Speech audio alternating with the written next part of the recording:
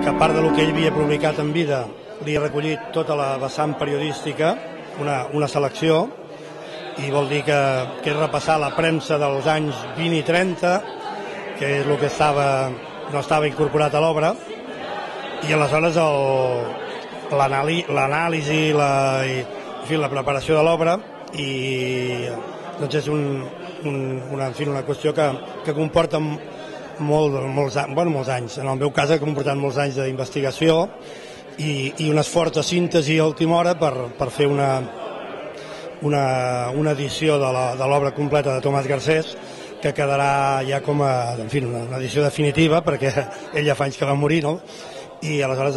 penso que és una aportació important per a les lletres catalanes, per la importància no meva,